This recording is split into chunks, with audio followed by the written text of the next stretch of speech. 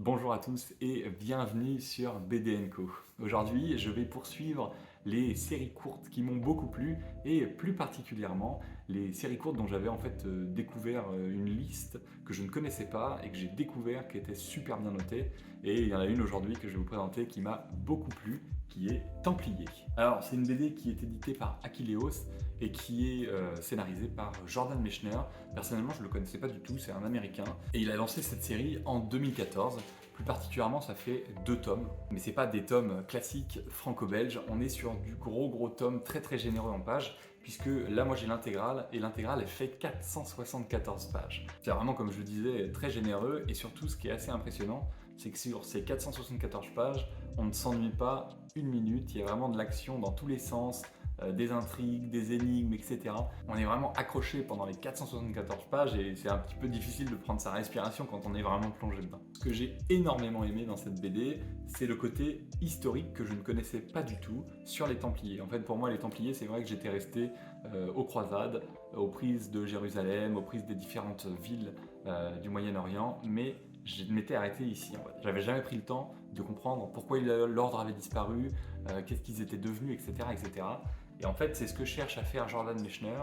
Il cherche à expliquer ce qui s'est passé, essayer de comprendre et mettre en avant cet événement que la plupart des gens ne connaissent pas. Parce que pour le scénario, on se place au moment où le roi de France décrète que tous les Templiers doivent être arrêtés parce qu'ils ont commis des blasphèmes envers l'Église et plein d'autres actes de cruauté et autres actes sodomiques. Derrière ça, il y a bien sûr un plan beaucoup plus intelligent qui est en fait que l'ordre des Templiers était devenu un ordre plus puissant qu'un pays entier, donc comme la France par exemple, qui avait des ressources énormes grâce à toutes les conquêtes qu'ils avaient fait et à toutes les croisades, et qui en fait faisait peur au roi de France. Il va s'en suivre tout un procès de tous ces Templiers-là, et bien sûr, la réalité c'est que ce procès, il s'est passé sous la torture, qu'on a fait avouer aux Templiers ce qu'on avait envie d'entendre, et qu'on a en fait un petit peu discuté avec l'Église en parallèle, entre guillemets, pour leur dire que c'était pour le mieux, que les Templiers étaient même dangereux pour l'Église, et qu'il valait mieux faire comme ça, et s'en débarrasser maintenant, avant qu'ils ne soient trop puissants et qu'ils décident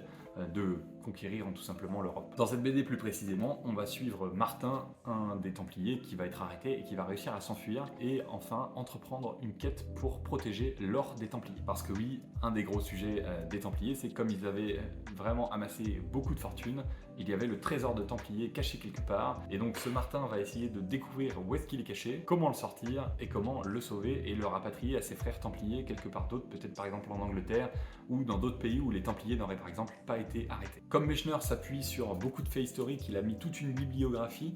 Eh bien, c'est très intéressant de suivre toutes les épopées, tout ce qui s'est passé, quels sont les personnages principaux. On va avoir notamment de Nogaret qui a été un des grands alliés du roi de France là-dessus, qui a passé justement tout le procès et qui va remettre en question donc toutes ces histoires de Templiers. Et c'est lui qui va aussi mettre à mal, on va dire, tout l'ordre. Et pour pousser tous ces faits-là, eh bien, Mechner va nous mettre d'abord au tout début toute une histoire avec une belle préface.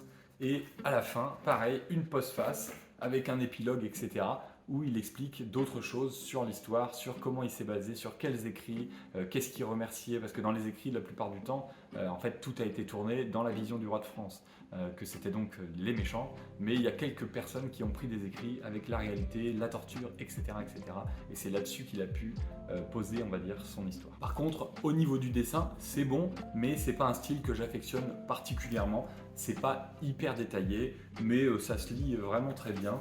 Les visages sont très facilement retrouvables. On ne se perd pas d'une page à l'autre entre les différents personnages. Ce que j'aime beaucoup, c'est quand même que l'action est souvent très bien faite. C'est bien suivi, c'est des visages quand même qui sont aussi assez expressifs. On voit facilement la colère, on voit facilement la joie. Ça, c'est des choses qui sont bien faites.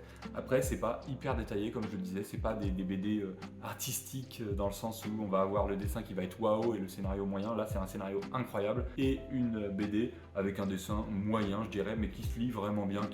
Moi, ça m'a pas du tout arrêté, en tout cas dans les 474 pages. Au niveau des couleurs, c'est bien fait. C'est assez classique, mais c'est pas de mauvais goût. Il n'y a pas des couleurs trop fortes, il n'y a pas des couleurs trop faibles, on s'ennuie pas, c'est pas trop pastel, c'est pas trop coloré. Bon, c'est une bonne coloration, je trouve, en tout cas. Voilà donc pour Templier, je ne saurais que vous la conseiller, c'est vraiment une super bonne BD, et dans mes souvenirs, je me souviens pas exactement, mais c'était pas si cher que ça pour 474 pages. Donc si vous ne la connaissiez pas comme moi, eh bien en tout cas, je vous conseille d'y aller, foncez dessus, et puis Vous me direz ce que vous en avez pensé dans les commentaires. Comme d'habitude, je vous laisse vous abonner à ma chaîne si vous appréciez mon contenu, laisser un like si vous avez apprécié la vidéo, et puis comme je viens de le dire, n'hésitez pas à me mettre en commentaire si vous connaissez cette BD, si elle vous intéresse, ou alors si vous l'avez déjà lue. Moi je vous dis à dans 2 semaines, c'était BD & Co, bye.